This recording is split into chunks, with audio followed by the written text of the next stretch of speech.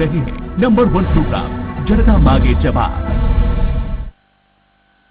नमस्कार, स्वराज एक्सप्रेस के खास प्रोग्राम जनता मांगे जवाब में आपका स्वागत है और मैं हूं शोभित शर्मा। देश के कई राज्य कोरोना के कहर से बेहाल हैं। इस बीच बिल पर बवाल भी लगातार बढ़ता जा रहा है। दरअसल कृषि से जुड़े 3 अहम बिल संसद में पास हुए हैं, जिस पर आक्रोश की जो आग भड़की है वो और भड़कती ही जा रही है। विपक्षी दल कृषि बिलों पर केंद्र की मोदी सरकार से लगातार सवाल पूछ रहे हैं, तो दूसरी ओर कई किसान संगठनों ने बिल के विरोध में सड़क पर उतरकर जमकर प्रदर्शन किया है और अभी भी प्रदर्शन जारी है। लेकिन सवाल इस बात का है कि आखिर इस बिल में ऐसा है क्या जिससे ये पूरा बवाल मचा हुआ है। क्या ये बिल वाकई किसान के लिए नुकसानदायक है या किसी कंफ्यूजन में देश के तमाम राज्यों में जो अन्नदाता है वो इस बिल का विरोध कर रहे हैं। इस बिल पर सरकार के दावों में दम है या फिर विपक्ष के सवालों में जान है, ये आज हम जानने की कोशिश करेंगे जनता मांगे जवाब में। आज के मुद्दे बिल पर बवाल पार्ट 2 में।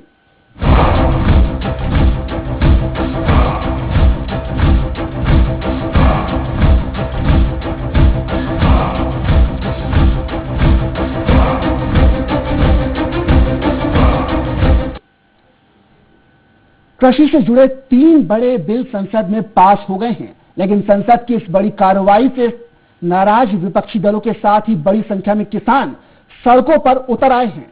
एक ओर सरकार कहती है कि बिल जनता के हक में है, तो वहीं विपक्ष का कहना है कि ये किसानों के खिलाफ है। इसका विरोध आरएसएस का किसान संगठन भी कर रहा है। बीजेपी शासित राज्यों में मुखियाओं को जवाब देना मुश्किल हो रहा है।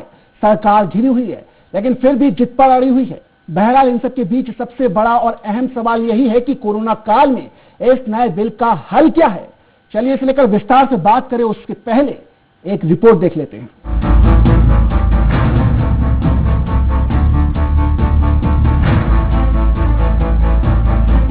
किसानों से जुड़े बिलों को लेकर देश के तमाम राज्यों में बवाल मचा हुआ है। बिल पर विपक्ष लगातार सरकार से सवाल पूछ रहा है, तो वहीं कई किसान संगठन भी बिल के विरोध में मोदी सरकार के खिलाफ प्रदर्शन कर रहे हैं। हालांकि इस बीच प्रधानमंत्री नरेंद्र मोदी ने कृषि बिलों को लेकर कहा कि किसी को भी परेशान होने की जरूरत नहीं है। पीएम मोदी के मुताबिक किसानों को इस कृषि बिल से नई आजादी मिल गई है। अब वे जहां चाहें अपनी फसल बेच सकेंगे। पीएम मोदी ने यह भी कहा कि नए किसान कानूनों से ना तो कृषि मंडियां खत्म होंगी और ना ही एमएसपी पर कोई प्रभाव पड़ेगा। प्रधानमंत्री के मुताबिक कुछ लोग एमएसपी को लेकर झूठ फैला रहे हैं। किसान भाई सावधान रहें। ये कानून, ये बदलाव कृषि मंडियों के खिलाफ नहीं है। कृषि मंडियों में जैसे काम पहले होता था वैसे ही अब भी होगा। मैं देश के प्रत्येक किसान को इस बात का भरोसा देता हूं कि एमएसपी की व्यवस्था जैसे पहले चलती आ रही थी वैसे ही चलती रहने वाली है। कृषि बिल पास होने के बाद पीएम मोदी ने अपनी बात देश के सामने रखी, लेकिन जानकार भी सवाल उठा रहे हैं। उनका कहना है कि ये बात कानून में क्यों नहीं लिखी। कुछ का ये भी कहना है कि एमएसपी से कम पर खरीदी न होने का प्रावधान करके सरकार लोगों का मुंह बंद करे। तो यह कोई आजादी नहीं है, बल्कि बहुत ही सोची समझी साजिश के तहत अब किसानों के उत्पाद को कॉर्पोरेट्स के हवाले किए जाने की सरकार के द्वारा अब कानून बनाया जा रहा है। कृषि से जुड़े जो 3 बिल पास हुए हैं उसे लेकर कांग्रेस न सिर्फ सदन में बल्कि सड़क पर भी मोदी सरकार के खिलाफ प्रदर्शन कर रही है।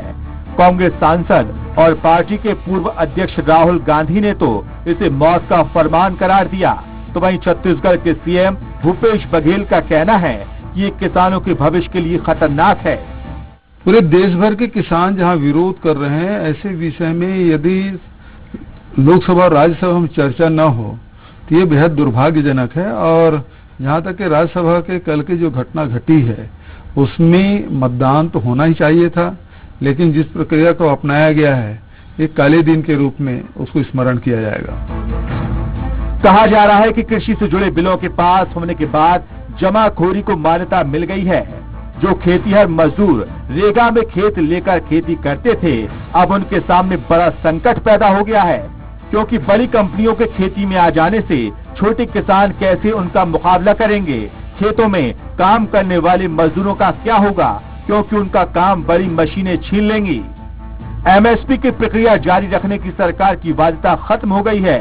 सवाल ये भी है कि अगर बाहर के राज्यों में फसल बेचने की आजादी मिलने से किसानों का भला होता है, तो बिहार समेत कुछ राज्यों में किसान बदहाल क्यों हैं?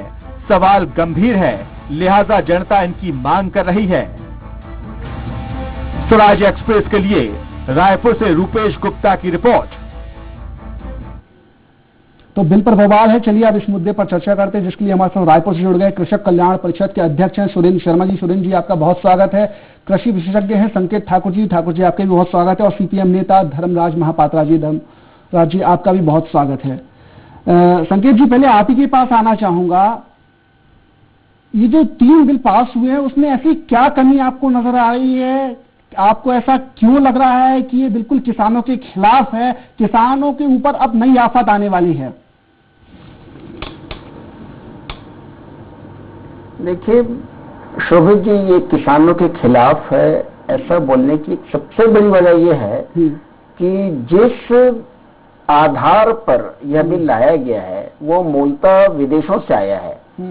तो जो विकसित देश है, जैसे अमेरिका हुआ, यूरोप के देश हुए, इटली है, फ्रांस है, इन सब देशों में आज से 50 साल पहले इस तरह के सुधार लाए गए। और इन 50 वर्षों में वहां के किसानों की हालत इतनी बदतर हो चुकी है कि कृषि का योगदान जो है सकल आय में, वहां की जीडीपी में 1 से 2% होके रह गया, पहली बात। और किसानों ने खेती छोड़ दी है। वहां की डेयरी 70 से 80% डेयरी बंद हो चुकी है। अमेरिका के मक्का उत्पादक किसान लगभग खत्म होने के कगार पर आ गए। अब यही खतरा भारत में उत्पन्न होने जा रहा है इन तीनों बिलों के माध्यम से, जो मूलतः कॉर्पोरेट्स को कृषि सौंपने के फरमान जैसा है। क्योंकि इसमें सरकार ने किसी किसान संगठन से चर्चा नहीं की, कृषि विशेषज्ञों से कोई चर्चा नहीं हुई, इस पर कोई चर्चा यानी औपचारिक से हुई ही नहीं। कोई सरकार की आवश्यकता बनी, किसानों की आवश्यकता नहीं बनी। तो इस वजह से ऐसा प्रतीत होता है कि ये जो बिल है वो मूलतः कॉर्पोरेट की सुविधा को देखते हुए बनाया गया है और इसीलिए एमएसपी को हटा दिया गया है, इसीलिए कोर्ट की कार्रवाई को इस बिल से हटा दिया गया है, इसीलिए जमाखोरी को बढ़ावा देने के लिए आवश्यक वस्तु अधिनियम का अलग से संशोधन किया गया है। 3 बड़े संशोधन किए गए हैं, जिसकी वजह से बड़ा साफ दिखाई देता है कि अब किसान बाजार के भरोसे कर दिए जाएंगे और ये बहुत बड़ा खतरा देश के किसानों के लिए है। जी सुरेंद्र जी, आपके पास आना चाहूंगा, आपसे समझना चाहूंगा। एक और सरकार ये दावा कर रही है, केंद्र की मोदी सरकार है, वो ये कह रही है कि इस बिल से किसानों को नई आजादी मिली है, वो अपनी जहां फसल चाहे उसको वहां बेच सकेंगे, उनको फायदा होगा, उनकी आय जो है दोगुनी होगी। लेकिन इन सब के बीच, सरकार के दावों के बीच जो विपक्ष सवाल उठा रहा है, आप जो सवाल उठा रहे हैं, हम उसको कैसे माने कि उसमें जान है? ऐसी क्या कमी है इन बिलों में जो पास हुए हैं? आपसे समझना चाहेंगे सुरेंद्र जी। जी देखिए महेश जी, माननीय देश के हमारे प्रधानमंत्री माननीय नरेंद्र मोदी जी ने जब नोटबंदी लागू किया तो कहा काले धन की आजादी है, जब जीएसटी लागू किया तो कहा ये दूसरी आजादी है। उसका परिणाम देश देख रहा है, भोग रहा है और इसको कहता है, इसमें उनका कहना है इस बिल के बारे में कि ये कृषकों की आजादी है। भाई साहब, मैं आपके चैनल के माध्यम से कहना चाहता हूँ कि सबसे खतरनाक बात तो ये है कि अगर चावल, गेहूं, आटा को आप आवश्यक वस्तु के दायरे में नहीं रखेंगे तो क्या डाटा को रखेंगे? यानी कुल मिला के आपने जिस चीज पर नजर डाली तो उसमें बुरी नजर डाली। आपने सार्वजनिक उपक्रम के, आपने बीएसएनएल को खत्म कर दिया, आप रेलवे को खत्म करने की तैयारी में है। ले दे के एक तो कृषि बचा है जो लोगों का पेट भरता है, उस पर भी आपकी बदनिगाह है और आप चाहते हैं कि पूंजीपतियों के हाथ में किसानों की जिंदगी सौंप दी जाए, किसानी को सौंप दिया जाए, खेती को सौंप दिया जाए। अब ये इसमें जितने भी तीनों काला कानून है, मैं आपको कह रहा हूँ, ये अनुबंध के माध्यम से बड़े बड़े पूंजीपति खेतों पर कर लेंगे। और जैसा आपने बताया रुपेश गुप्ता जी की रिपोर्ट में कि रेखा लेकर होने वाले छोटे मजदूर जो कम जोत वाले लोग हैं, उनका भविष्य क्या होगा इसका कोई ठिकाना नहीं है। और ये मैं ये कहना चाहता हूँ कि जिसका मान लीजिए 5 बोरी प्याज होगा, वो बेचने के लिए दिल्ली जाएगा क्या? कुल मिला के वो ट्रेडर्स के पास ही जाएगा तो ये कुल मिला के खुला बाजार का जो छूट है ये किसानों को नहीं मिल रहा है, ये व्यापारियों को ही मिल रहा है, ये ट्रेडर्स को मिल रहा है। और हिंदुस्तान के आज छत्तीसगढ़ में जब सरकार ने 2 साल से किसानों को मदद की है तो आज उनके चेहरे में रौनक दिखाई दे रही है, खेत में रौनक दिखाई दे रही है। मुझको तो लगता है कि केंद्र की सरकार को किसानों के चेहरे की रौनक पसंद नहीं है। जी चलिए, आपके पास फिर और आपसे सवाल लेंगे, जवाब उनका लेंगे सवालों का। धर्मराज जी आपके पास आना चाहेंगे, आपसे समझना चाहेंगे कि ये जो बिल पूरा जो है इसका विरोध हो रहा है, सदन से लेकर सड़क तक संग्राम है, कुछ आप बड़े पहलुओं को ऐसे बताइए जो ये साबित करे कि ये बिल फेल है, किसानों के हित में नहीं है। देखिए, सबसे बड़ी बात ये है, अभी हमारे एक मित्र ने ये कहा कि ये आपने, हमारे रुपेश गुप्ता जी ने भी जो पूरी रिपोर्ट दी है उसमें भी कुछ हकीकत सामने आई है। दूसरा, आप जो ये कह रहे हैं कि सरकार ये दावे कर रही है कि ये जो है किसानों की मुक्ति का मार्ग प्रशस्त करेगा। जो हमारे मित्र ने कहा कि ये जिनके भी मुक्ति का मार्ग का प्रशस्त करने का दावा करते हैं, हकीकत बिल्कुल उल्टा है। और यही परिस्थिति आज हम देख रहे हैं। नोटबंदी और जीएसटी की जो त्रासदी है वो पूरी इकोनॉमी आज भोग रही है। कोरोना महामारी के दरमियान हमारे अर्थव्यवस्था के अंदर जो भयानक गिरावट है वो उसके पहले ही इसीलिए शुरू हो गई। जी धर्मराज जी, लगता है धर्मराज जी से थोड़ा सा हमारा संपर्क टूट गया है, तकनीकी उस खामियां हैं। संकेत जी, जो मैंने धर्मराज जी से सवाल किया उसका जवाब मैं आपसे जानना चाहूंगा। आपको क्या लगता है कौन से बड़े ऐसे पॉइंट्स हैं जो मिसिंग है? लगता है धर्मराज जी आ गए। धर्मराज जी आप आ गए। आप जी आवाज आप हमको दिख रहे हैं, फ्रेम में दिख रहे हैं, आप अपनी बात कहिए।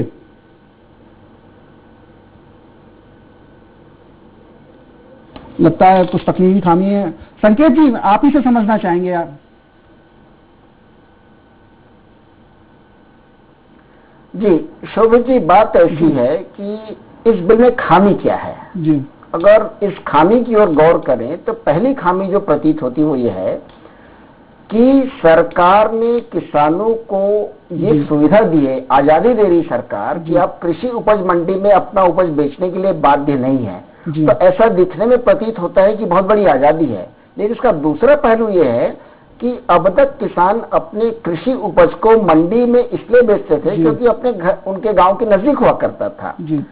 अब उनके लिए सरकार एक सुविधा देने की बात कर रही है कि हम कॉर्पोरेट्स का बेच सकते हैं, आप बाहर के किसी व्यक्ति को बेच सकते हैं जो आपके गांव में आएगा, आपके खेतों में पहुंचेगा और खरीदारी करेगा आपसे। और इसमें जो रेट कॉन्ट्रैक्ट होगा, वो रेट कॉन्ट्रैक्ट जो होगा वो किसानों के साथ जो प्रचलित बाजार मूल्य है और जो इलेक्ट्रॉनिक डिजिटल मूल्य है, जो डिजिटल वैल्यू के तहत पता चलेगा, ई कॉमर्स के माध्यम से पता चलेगा, उसके आधार पर रेट तय होगा। इसमें ऐसा कहीं पे जिक्र नहीं है कि न्यूनतम समर्थन मूल्य पर इसकी खरीदी होगी। तो ये अपने आप में बहुत बड़ा संदेह पैदा करता है कि सरकार किसानों को बाजार के हवाले करने जा रही है। और दूसरी बात, अगर किसी तरह का कोई विवाद होता है किसान और अनुबंध करने वाली कंपनी के बीच में, तो उस विवाद का निपटारा एसडीएम स्तर पे होगा। एसडीएम मतलब कोई कोर्ट की अथॉरिटी नहीं है, तो किसान कोर्ट जा ही नहीं सकता। और आप भी अच्छे से जानते हैं कि जब भी विवाद होता है तो आमतौर पे देखा गया है कि कॉर्पोरेट्स को ज्यादा फायदा मिलता है, क्योंकि किसान की ये स्थिति नहीं होती अपने यहाँ के देश के किसानों की खासकर कि वो कोर्ट के लंबे चक्कर काट काट के अपना मुआवजा ले सके। आप देख चुके फसल बीमा के मामले में किसान साथ कितना धोखा हो चुका है। वो किसी भी बीमा कंपनी के खिलाफ किसान लड़ नहीं सका और 1 रुपया पाकर 2 रुपये का मुआवजा पाकर संतुष्ट होना पड़ा उसे। तो किसान की मजबूरी को समझना पड़ेगा कि इस तरह के बिल में ऐसे प्रावधान लाने से किसानों को लाभ नहीं होने वाला, कॉर्पोरेट्स को फायदा होने वाला है। और तीसरी बात ये समझ में आती है कि सरकार ने आवश्यक वस्तु अधिनियम में संशोधन किया है। अब इस संशोधन के तकनीकी पहलू को अगर आप देखें तो ये प्रतीत होता है कि सरकार ने एक बहुत बड़ी आजादी दे दी है। नाम ये कहा है, उस बिल में कहा जा रहा है कि किसान जितना चाहे उतना अपना उत्पाद का संग्रहण कर सकते हैं। अरे साहब, किसानों का संग्रहण की सुविधा ही नहीं है, तभी तो मंडी में बेचता है। तो संग्रहण की सुविधा तो उत्पादक के स्थान पे जो व्यापारी है, जो कॉर्पोरेट है, उसके पास में है। तो आप कॉर्पोरेट को मनमानी छूट दे रहे हैं इस कानून में संशोधन करके कि चाहे जितना चाहे आप स्टॉक कर सकते हैं। मैं आपको बताऊं, 2 दिन पहले रायपुर लॉकडाउन लगा था। लॉकडाउन लगने के एक दिन पहले आलू की कीमत 60 रुपए किलो चली गई, जो आलू 30 रुपए किलो बिक रहा था। ये एक झलक है आने वाले समय की। ऐसा ही होगा आने वाले समय में कि जब आलू प्याज को लोग रोक कर रखेंगे और मनमाने कीमत में देश की जनता को खरीदना पड़ेगा, और किसान को जो आलू है उसकी वही कीमत मिलेगी जो व्यापारी ने पहले से तय करके रखी थी, आधे से 1/3 1/4 दाम पर। तो यह जो खतरा हमें दिखाई दे रहा है कि किसान को नुकसान है वो एक तरफ है, उपभोक्ता को भी इतना बड़ा नुकसान है। तो देश की पूरी जनता, मैं तो ये कहना चाहूंगा कि अब तक महंगाई आपकी थाली तक नहीं पहुंची थी। महंगाई की झलक आपको पेट्रोल पंप में दिखती थी, महंगाई की झलक आपको सुविधा के सामान में दिखती थी, मोबाइल में दिखती। ठीक है संकेत जी, आप कहना चाह रहे हैं कि अब इसके अभी बिलों के बाद घर घर जो है महंगाई का असर देखने को मिलेगा। जी धर्मराज जी, मैं आपके पास आना चाहूंगा। आप अपनी जो बात कह रहे थे उसको आप पूरा कीजिए। आपकी आवाज जो है थोड़ा सा डिस्टर्बेंस आ गया था। धर्मराज जी, मैं ये कह रहा था कि ये सरकार जो दावे करती है और जो हकीकत है उसके बीच में कोई रिश्ता नहीं है। सरकार जो, और ये हमने जो है अनुभव किया है जीएसटी के मामले में, नोटबंदी के मामले में, और कोरोना महामारी के पहले ही हमारी देश की अर्थव्यवस्था जिस तरीके से रसातल में जा रही थी, और अब तो जो है ये निगेटिविटी में, मतलब माइनस जा रही है, नकारात्मक जा रही है। उसी से ये संकट साफ झलकता है कि वो जो दावे, वो $5 ट्रिलियन इकोनॉमी का दावा कर रहे थे, लेकिन आज हकीकत उल्टा है। ये जो किसानों के मामले में ये जो बिल पेश किया गया या जो कानून पारित किया गया, दो पहलू महत्वपूर्ण है। पहली बात तो ये है कि ये केवल किसान को नहीं, हमारी देश की जो पूरी खाद्यान्न की आत्मनिर्भरता है, खाद्यान्न के मामले में हमारी जो थोड़ी बहुत भी सेल्फ रिलायंस थी, इसको पूरी तौर पर समर्पित करने का फैसला है। अन्नदाता तो गुलाम होंगे ही होंगे। हमारी जो फूड सिक्योरिटी है, देश के आम जनता की जो फूड सिक्योरिटी है, उसको भी इन्होंने कॉर्पोरेट के हवाले करने का फैसला कर दिया है। ये तीसरी बात जो महत्वपूर्ण है कि अगर मान लीजिए ये सरकार किसानों की इतनी ही हमदर्द है, इतनी ही हितैषी है, तो फिर शिरोमणि अकाली दल जैसी उनकी समर्थक राजनीतिक पार्टी को क्यों उसके खिलाफ बगावत करनी पड़ती है, इस्तीफा देना पड़ता है? अगर ये सरकार इतनी ही समर्थक किसानों की और हितैषी है, तो क्यों पूरे देश में ये इतना महत्वपूर्ण मसला है? जैसे मैंने कहा, केवल किसान नहीं, किसान हमारे देश की आर्थिक अर्थव्यवस्था की रीढ़ है। आज भी हमारे देश का जो 70% जो आबादी है वो कृषि पर निर्भरशील है, रोजगार के लिए भी, जीविका उपार्जन के लिए भी, खाद्यान्न के मामले में भी 70% आबादी कृषि पर निर्भरशील है। अगर इतने बड़े मसले पर देश के अंदर कोई फैसला लेने की आप बात कर रहे हो, तो क्यों सारे कॉन्सेंसस की प्रक्रिया में आप नहीं गए? क्यों आप संसद तक में आप, ये तो हिंदुस्तान के जनतांत्रिक इतिहास में जनतंत्र के लिए काला अध्याय है, जहां जो है पार्लियामेंट तक का आपने गला घोट दिया, क्योंकि आप जो है केवल अदानी अंबानी देश के कॉर्पोरेट के दलाल बन गए हैं। आपको उनके अलावा कोई दिखता नहीं है। और न्यू इंडिया के नाम में आप जो है पूरा जियो इंडिया जिस देश में बना रहे हो, उसी रास्ते में आप होना चाहिए। क्यों डिवीजन आपने अलाउ नहीं किया? अगर आपको ये भरोसा था पार्लियामेंट में अगर आपकी मेजोरिटी है, इसी से जाहिर होता है कि आप जो है देश के किसानों का उद्धार नहीं, देश के पूंजीपतियों के हाथों में किसानों की बेड़ियां सौंप रहे हैं, और इसीलिए हम इसके खिलाफ है। सबसे बड़ी बात यह है, आप कॉर्पोरेट फार्मिंग जो है इसके जरिए लीगलाइज कर रहे हो। ठीक है धर्मराज जी, आपके पास मालूम है? ठीक है धर्मराज जी, केवल एक बात कर रहा हूं आपसे, मैं आपसे ये कह रहा हूं, ये कॉर्पोरेट फार्मिंग में पंजाब हरियाणा जैसे कृषि के जहां हरित क्रांति हुई थी, एक बड़ा जंग जिसके कारण जो है देश कृषि के मामले में आत्मनिर्भर हुआ, वहां कॉर्पोरेट फार्मिंग में बड़े बड़े मल्टीनेशनल कंपनी ने किसानों को कहा, पहले से कॉन्ट्रैक्ट कर लिया, हम तुम्हारा फसल खरीदेंगे। जब फसल पैदा हो गई, उन्होंने कहा हमें जिस गुणवत्ता की फसल चाहिए वो नहीं है, हम नहीं खरीदेंगे, और लोग फेंकने लगे और मल्टीनेशनल से उखाने लगे, दाने दाने को मोहताज हो गए लोग। आप वो परिस्थिति इस देश में पैदा कर रहे हैं, इसीलिए हम इसके खिलाफ। जी सुरेश जी, आपके पास आना चाहूंगा, समझना चाहूंगा, आप बिल जो है संसद में पास हो चुके हैं, लोकसभा के बाद राज्यसभा में पास हो चुके, कानून बन जाएगा, तो आपका जो कांग्रेस का जो अब देशव्यापी एक आंदोलन कल से शुरू होने जा रहा है, पूरे देश में होगा, छत्तीसगढ़ में वो किस तरह से आगे बढ़ेगा, किस तरह से हम उसको देखेंगे छत्तीसगढ़ में आगे बढ़ते हुए? सुरेश जी देखिए, छत्तीसगढ़ में हमने 1 महीने का प्रोग्राम हमारा आ चुका है जी, और विभिन्न तरीकों से कोरोना का काल है और शोषण इसी को तो ये जो दुर्भाग्यजनक स्थिति है कि इतना बड़ा बिल जिसको कि पूरे किसानों के साथ सलाह मशवरा के साथ पास करना चाहिए था, उसको चुपचाप कोरोना के समय भारतीय जनता पार्टी की सरकार ने पिछले दरवाजे से इसको पास करके, मैं एक बात कहना चाहता हूँ कि ये सरकार ने जिस चीज पे नजर डाली है ना, ये 50 साल में जो चीज बनाया गया उनको सबको बर्बाद करने का इन्होंने तय कर लिया है। और ये तीनों विधेयक जो है, ये तीनों विधेयक के बारे में थोड़ा सा विस्तार से आपको कहना चाहता हूँ। इसमें एक बात समझने की आवश्यकता है, ये समस्या सिर्फ किसानों की भी नहीं है, आपकी भी समस्या है। जो उपभोक्ता है, जिस तरह से इन्होंने इसको आवश्यक वस्तु अधिनियम से बाहर किया है, जिस तरह से कारपोरेट और व्यापारियों को संग्रहण करने की छूट दी है, आने वाले समय में दाल चावल भी आपको कितना मिलेगा और किस रेट में मिलेगा इसको पूंजीपति तय करेंगे। मेरे खेत में मैं क्या बोऊंगा और क्या काटूंगा ये भी कारपोरेट तय करेंगे। और मजदूरी करने के लिए हिंदुस्तान की सरकार ने, कांग्रेस की सरकार ने मालगुजारी प्रथा समाप्त की, कांग्रेस की सरकार ने राजाओं का पृथ्वी पर समाप्त किया, कांग्रेस की सरकार ने विश्व सूत्री कार्यक्रम के अंतर्गत गरीबों को 2.5 एकड़ जमीन दी, मालगुजारी को समाप्त किया। आज ये भारतीय जनता पार्टी की सरकार नए मालगुजार पैदा कर रही है। ये बड़े बड़े पूंजीपति अपने मशीनीकरण करके खेती करेंगे, अपनी मर्जी की खेती करेंगे और लोगों को वहां मजदूरी करने के लिए मजबूर करेंगे। कांग्रेस पार्टी ने इस देश का निर्माण किया है, इस देश की आजादी का संघर्ष किया है। किसानों के साथ महात्मा गांधी चंपारण में 1917 में खड़े थे। वहां से लेकर के जो आंदोलन है, छत्तीसगढ़ में पंडित सुंदरलाल शर्मा ने अलग जगाया था नहर के मामले में, कंडेल की जो आंदोलन हुआ था, इस बात को भूलना नहीं चाहिए। हमारे नेता आदरणीय पुनिया जी ने, हमारे नेता आदरणीय मोहन मरकाम ने, हमारे नेता आदरणीय भूपेश बघेल ने हम सबको निर्देश दिया है और आने वाले 1 महीने तक, और 1 महीने तक क्यों, इस सरकार के उखड़ते तक, इस बिल की वापसी तक कांग्रेस आंदोलन करेगी, संघर्ष करेगी। ये कोरोना कितने दिन रहेगा? ये कोरोना के माध्यम से, कोरोना के आड़ में छुप करके आपने पहले पूरे देश की इकोनॉमी को बर्बाद किया, आपने जीएसटी के माध्यम से व्यापार को बर्बाद किया, कोरोना के माध्यम से तमाम लोगों की नौकरियां गई, आपने तमाम विदेश के से अपने संबंध खराब कर लिए। चीन की बात तो छोड़िए, आज नेपाल भारत को डरा रहा है, भारत के भूमि को अपने नक्शा में बता रहा है।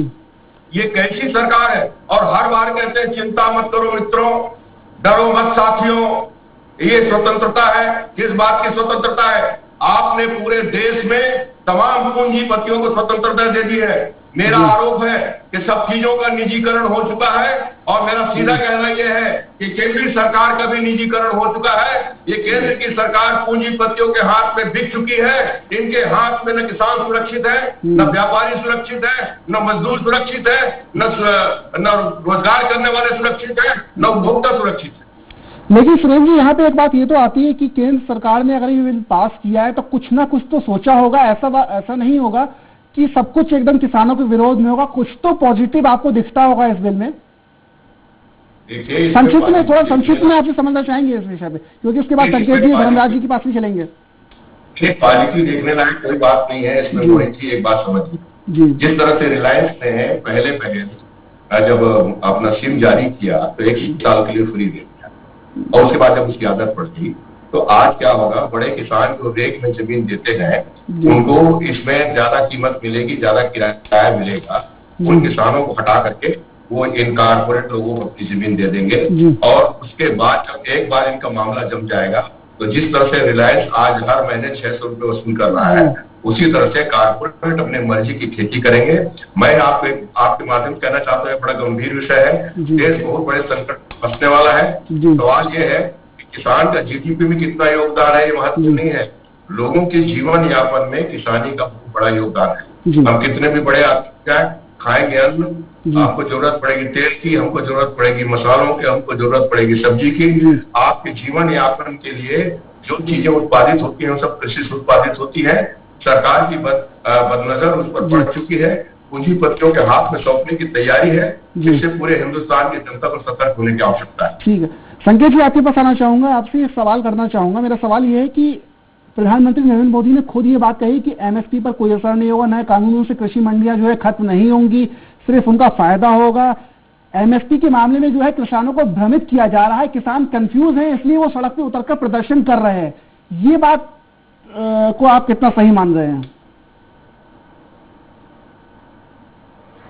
देखिए, ये बात एकदम सच है कि एमएसपी पे यह कानून कुछ नहीं कह रहा है जी, बट कुछ नहीं कह रहा है कहकर ही बड़ी समस्या है जी। अगर ये कुछ कहता जी, जब आप किसान को ये आजादी दे रहे हैं कि अपनी उपज जाए जहां बेच सकते हैं, तो उसके साथ एक लाइन मैं एक चीज जरूर कहूंगा कि सरकार ने बहुत अच्छा प्रावधान किया है कि किसान अपनी पसंद के स्थान पे अपने प्रोडक्ट को बेच सकता है। ये बहुत अच्छी बात है, इसका और ये तो फर्क किया जाता है। संजय जी, ये तो पहले भी था, ये भी तो सच्चाई इससे पहले भी था संजय जी। दूसरे जिले में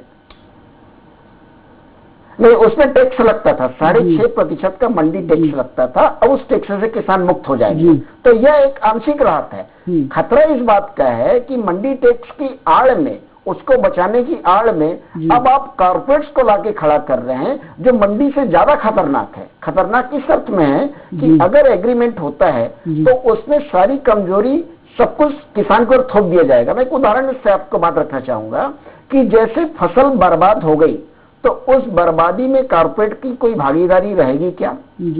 नुकसान में कॉर्पोरेट कितना साथ देगा कॉर्पोरेट का, ये कहीं पे स्पष्ट रहेगा क्या? वो नहीं रहेगा। कॉर्पोरेट को सिर्फ उपज से मतलब है, ये बहुत खतरनाक चीज है। दूसरा, इसके माध्यम से सरकार जो किसानों के सुख दुख में साथ आती रही है, मुआवजा मिलता रहा है। आप देख रहे हैं कि अभी भी भारी बाढ़ आई थी, सूखा पड़ा था, किसानों को राहत मिलती।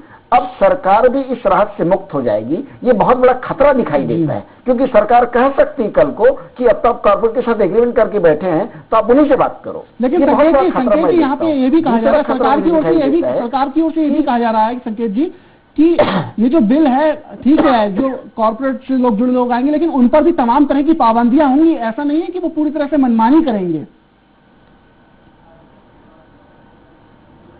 ऐसी पाबंदी का जिक्र कम से कम इस बिल में तो नहीं है। ये मैंने बिल को पूरा पढ़ा है।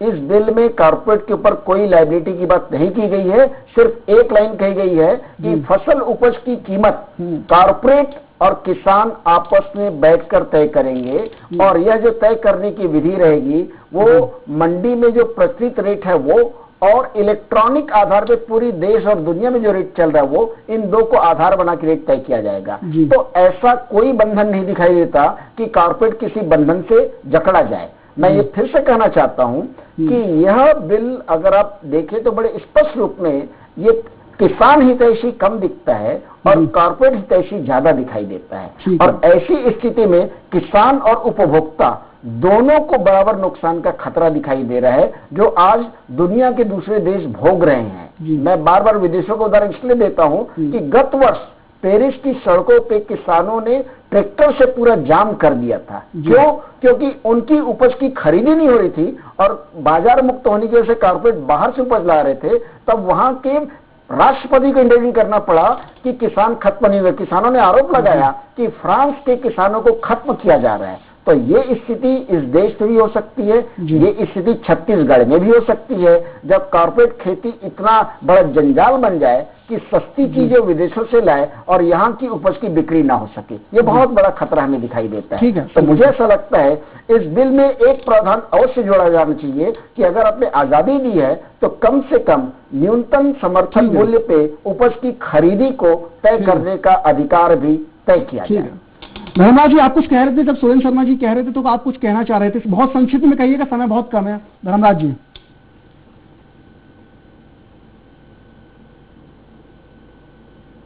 धर्मराज जी, आप तक आवाज पहुंच रही है? मुझे कुछ कहने की आवश्यकता नहीं है, मैं केवल एक ही लाइन कह सकता हूं, ये बिल, ये कानून देश के किसानों, देश के खाद्यान्न की व्यवस्था और देश के जो बुनियाद कृषि के मामले में जो हमारी स्वतंत्र आत्मनिर्भरता है उसको देश के पूंजीपतियों के हाथों में सौंपने का गुलामी का कदम है। इसमें कोई भी सकारात्मक बात नहीं है। आप कितना भी तथ्य उठा लीजिए, ये इस कानून में एक रत्ती भर कोई सकारात्मक बात नहीं है किसानों के हित में। ये पूरी तौर पर जो है खेती का कॉर्पोरेटीकरण है, पूरी तौर पर खेती को कॉर्पोरेटों के हवाला करना है, पूरी तौर पर हमारी देश की जो खाद्यान्न की सुरक्षा है उसको दांव पर लगाना है, और देश के जो आम उपभोक्ता है, अब हमको चावल दाल अनाज के लिए भी अदानी अंबानी की मेहरबानी पर ढकेलने का रास्ता नरेंद्र मोदी की इस सरकार ने किया है, जिसको कतई स्वीकार नहीं। आप जो कह रहे थे उन्होंने कानून बना दिया, इस देश में कानून अगर संसद पारित कर दे उसके आधार पर देश नहीं चलता है।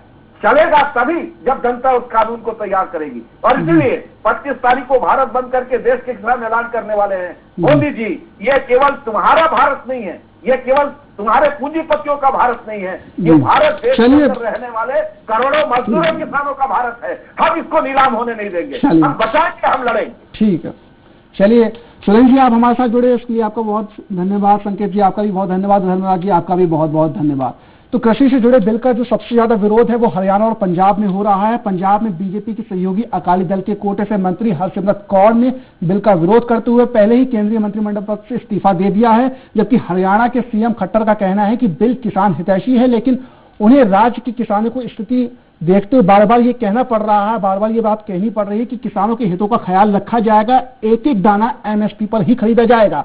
वहीं शिवराज सरकार को बिल के बाद किसानों के विरोध की चिंता सता रही है। एमपी में जहां बीजेपी सरकार के लिए उपचुनाव में जीत दर्ज करके सत्ता बचाने की जो चुनौती है, दूसरी ओर बिहार में नीतीश कुमार की सियासी किस्मत भी इस बार दांव पर है, क्योंकि वहां विधानसभा चुनाव होना है। तो राजनीति का जो गुणागणित है वो इसी हिसाब से जनता का मिजाज जो है वो किस तरह से बदलेगा, चुनाव भी है और कोरोना काल भी है।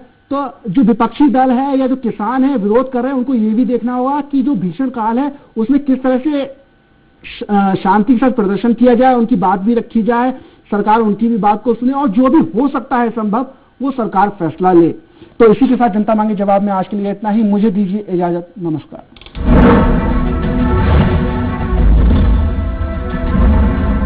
आप देख रहे थे नंबर 1 प्रोग्राम जनता मांगे जवाब।